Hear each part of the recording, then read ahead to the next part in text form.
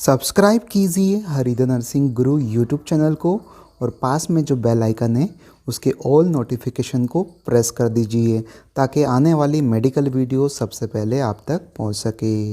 Hello friends, welcome back to our YouTube channel. मैं हरिनागर आपका बहुत बहुत स्वागत करता हूं। तो दोस्तों, जैसा कि हमने पिछले वीडियो में आपको हेल्थ एंड वेलनेस सेंटर के अनटाइड फंड के बारे में बताया था, तो आज हम उसी टॉपिक से रिलेटेड बात करने वाले हैं कि जो हेल्थ एंड वेलनेस सेंटर को अनटाइड फंड मिलता है उसका यूज़ कहाँ कहाँ पर करना चाहिए। तो हेल्थ एंड वेलनेस सेंटर को टोटल मिलाकर 50,000 अनटाइड फंड मिलता है, जिसमें से सब सेंटर को 20,000 रुपये और newly health and wellness centre के लिए 30,000 होता है। इस फंड को मैनेज करने के लिए एक समिति बनाई जाती है जिसका नाम है जन आरोग्य समिति। इस समिति में हेल्थ प्रोवाइडर्स जैसे कि CHO और NM हो सकते हैं, और उसके अलावा इलेक्टेड रिप्रेजेंटेटिव यानी कि ग्राम प्रधान, और उसके अलावा वहाँ के कम्युनिटी मेंबर्स भी इस समिति में आप इन्वॉल्व कर सकते हैं। अब बात करते हैं कि ये जो फंड होता है आप कहाँ कहाँ पर यूज़ कर सकते हैं।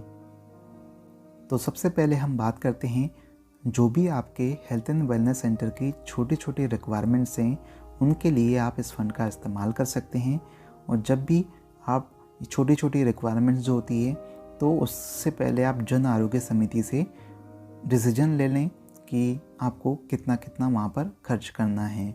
उसके अलावा जो भी पेशेंट आपके हेल्थ एंड वेलनेस सेंटर में आते हैं तो उनको वहाँ पर सारी फैसिलिटीज़ मिल सकें, सारी हेल्थ सर्विसेज प्रोवाइड की जा सकें, तो उन चीज़ों में जो भी मटेरियल की आवश्यकता होती है आप उस फंड का यूज़ करके वो मटेरियल परचेज़ कर सकते हैं।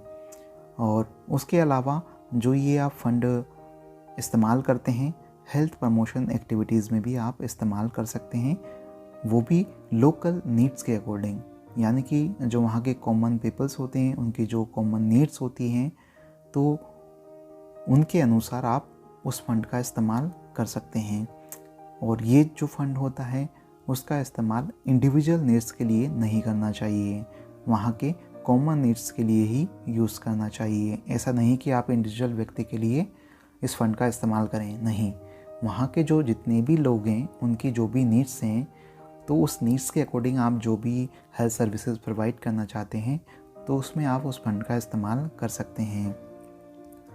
अब बात करते हैं, आप कभी कभी इस फंड को इमरजेंसी सिचुएशन में भी इस्तेमाल कर सकते हैं। जैसे कि कोई गर्भवती महिला वहाँ पर आती है और उस केस को रेफ़र करना है लेकिन उसके पास में पैसे नहीं हैं, वो बहुत गरीब है, तो उस कंडीशन में आप थोड़ा सा अमाउंट उसको दे सकते हैं और उसको रेफ़र करवा सकते हैं।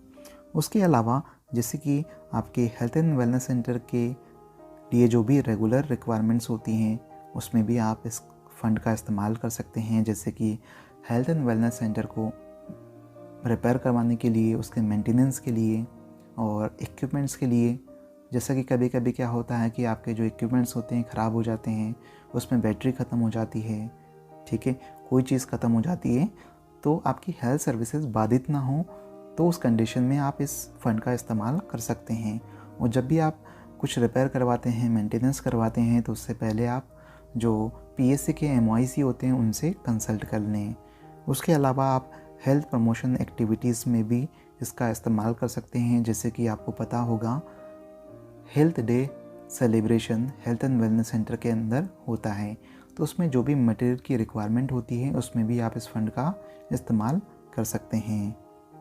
उसके अलावा हेल्थ प्रमोशन के लिए, लाइफ स्टाइल चेंज को लेकर और प्रिवेंटिव हेल्थ प्रैक्टिसेस को लेकर आप वहाँ पर हेल्थ एजुकेशन प्रोवाइड कर सकते हैं। तो उसमें जो भी मटेरियल की आवश्यकता होती है आप उस फंड से खरीद सकते हैं। और जैसा कि आपको आपके हेल्थ एंड वेलनेस सेंटर में इस प्रकार का स्पेस क्रिएट करना है कि वहाँ पर प्रॉपर रूप से जो भी आने वाले व्यक्ति हैं वो एक्सरसाइज भी कर सकें, तो जब भी वो इस प्रकार की एक्सरसाइज करते हैं तो वहाँ पर इक्विपमेंट्स भी होना चाहिए। तो आप इक्विपमेंट परचेज़ कर सकते हैं इस फंड से, लेकिन वो लो कॉस्ट इक्विपमेंट आप परचेज़ कर सकते हैं। तो आपको स्पेस थोड़ा सा क्रिएट करना है ताकि वहाँ पर योगा हो सके, एक्सरसाइज हो सके, तो उसके लिए आप इस फंड का इस्तेमाल कर सकते हैं। उसके अलावा जैसे कि स्पोर्ट्स के लिए भी आप ये फ़ंड इस्तेमाल कर सकते हैं। जैसे कि अगर आपके हेल्थ एंड वेलनेस सेंटर के बाहर स्पेस है तो आप क्या करें, स्पोर्ट्स वहाँ पर ऑर्गेनाइज़ करवा सकते हैं। तो उसके लिए जो भी इक्विपमेंट की आवश्यकता होती है वो भी आप परचेज़ कर सकते हैं। जैसे कि अगर वॉलीबॉल आपको खिलवाना है तो वॉलीबॉल परचेज़ करवा सकते हैं, फुटबॉल खिलवाना है तो फुटबॉल परचेज़ करवा सकते हैं। उसके अलावा जो भी जन आरोग्य समिति होती है उसकी एक मंथली मीटिंग होती है। मैक्सिमम 500 रुपये खर्च कर सकते हैं, उससे ज़्यादा नहीं कर सकते हैं। उसके अलावा जैसे कि आप स्टेशनरी में इसका इस्तेमाल कर सकते हैं, या उसके अलावा जो भी प्रिंटिंग मटेरियल होता है उसमें इस्तेमाल कर सकते हैं। जैसे कि आपके जो भी फॉर्मेट्स होते हैं उनको प्रिंट आउट निकलवाना है तो उस कंडीशन में आप इस फंड का इस्तेमाल कर सकते हैं। उसके अलावा हेल्थ एंड वेलनेस सेंटर की अगर आपको क्लीनिंग करवानी है तो उसमें इस्तेमाल कर सकते हैं। उसके अलावा ये जो फ़ंड होता है इसमें कैटेगरी बनाई जाती है, तो आप क्या करें, इसको 5 कैटेगरी में डिवाइड कर लें, और यानी कि हर कैटेगरी के लिए 20%। तो हर कैटेगरी में क्या करना, आपको ऑप्टिमम बैलेंस रखना है, ठीक है, और उस कैटेगरी के अकॉर्डिंग ही आपको खर्चा करना है। ऐसा नहीं कि आपने क्या किया, पूरा फंड एक ही कैटेगरी में आपने खर्चा कर दिया तो दूसरी कैटेगरी की जो नीड्स होगी उसको आप पूरा नहीं कर पाएंगे और आपकी हेल्थ सर्विसेज बाधित हो सकती हैं। उसके अलावा जो भी ये फ़ंड होता है उसमें स्टेट या डिस्ट्रिक्ट का किसी प्रकार का इंटरफेयर नहीं होता है, वो आपके ऊपर डिपेंड करता है और वहाँ की लोकल नीड्स के अकॉर्डिंग। तो इस फ़ंड का इस्तेमाल आप क्या कर सकते हैं, वहाँ की जो कॉमन नीड्स होती हैं उनके अकॉर्डिंग आप इस फ़ंड को कस्टमाइज़ कर सकते हैं। उसके अलावा जब भी आप पेमेंट करते हैं तो पेमेंट चेक के द्वारा या ड्राफ्ट के द्वारा या बैंक ट्रांसफ़र के द्वारा ही आप कर सकते हैं, यानी कि आपके पास में उस चीज़ का पक्का प्रूफ होना चाहिए जब भी वो आपका काउंट होगा। या जैसे कि आप छोटी मोटी चीज़ें खरीदते हैं तो आप उससे बिल मांग लें या किसी पर्ची में आप साइन करवा सकते हैं और मोहर लगवा सकते हैं, यानी कि जो भी आप खर्चा करते हैं उसमें ट्रांसपेरेंसी होना चाहिए। उसके अलावा जो आपका फाइनेंशियल ईयर जब भी ख़त्म होता है तो उसके लास्ट मंथ में आप क्या करें, जन आरोग्य समिति की मीटिंग करें, यानी कि उसकी मीटिंग होती है तो उसमें क्या होती है, एनुअल रिपोर्ट बनती है कि आपने कितना खर्चा किया और कितना बच गया, यानी कि किस किस कैटेगरी में आपने कितना खर्चा किया है और कितना बच गया है। उसके अलावा जो जन आरोग्य समिति होती है उसमें मेंबर सेक्रेटरी होते हैं, तो वो मेंबर सेक्रेटरी के पास में इमरजेंसी सिचुएशन के लिए 2000 रुपये उनके पास में रखा जाता है ताकि जब भी ज़रूरत हो तो वो खर्च कर सकें। और 500 रुपये से ज़्यादा आपको कैश पेमेंट नहीं करना है, मैक्सिमम 500 रुपये है, उससे ज़्यादा आपको कैश पेमेंट नहीं करना है। इससे ज़्यादा अगर आपको पेमेंट करना है तो उस कंडीशन में आप चेक दे सकते हैं, डिमांड ड्राफ्ट दे सकते हैं या बैंक ट्रांसफ़र कर सकते हैं। अब बात करते हैं इस फंड को किस कंडीशन में आपको इस्तेमाल नहीं करना है, यानी कि रेगुलर मेंटेनेंस के लिए, यानी कि जो भी सर्विसेज रेगुलर होती हैं तो उसमें आपको इसका इस्तेमाल नहीं करना है। यानी कि मेडिसिन परचेज़ करनी है तो मेडिसिन की रिक्वायरमेंट तो रेगुलर होती है तो आप उस चीज़ में इसका इस्तेमाल ना करें, ये ऑलरेडी मेडिसिन ऊपर से आती हैं।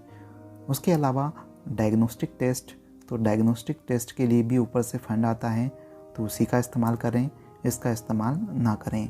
यानी कि जैसे कि इक्विपमेंट परचेज़ करना है या मेडिसिन परचेज़ करना है, कोई रीएजेंट परचेज़ करना है तो आपको अनटाइड फंड से परचेज़ नहीं करना है। और उसके अलावा बहुत सारे प्रोग्राम वहाँ पर कंडक्ट किए जाते हैं तो हर एक प्रोग्राम के लिए अलग अलग फ़ंड आता है तो उसी का इस्तेमाल करें, इस फ़ंड का इस्तेमाल ना करें। उसके अलावा जब भी आप पेमेंट करते हैं तो 500 रुपये से ज़्यादा पेमेंट आपको नहीं करना है, यानी कि कैश पेमेंट। आप अगर उससे ज़्यादा करना है तो उस कंडीशन में आप बैंक ट्रांसफ़र, चेक दे सकते हैं, डीडी दे सकते हैं, तो उसी का इस्तेमाल करें। तो दोस्तों, आशा करता हूँ आपको ये हमारा वीडियो अच्छा लगा होगा, यूज़फुल लगा होगा। अगर यूज़फुल लगा है तो प्लीज़ इस वीडियो को लाइक कीजिए, शेयर कीजिए और किसी भी प्रकार की क्वेरीज़ हैं तो कमेंट बॉक्स में जाइए, कमेंट करिए। Thank you so much.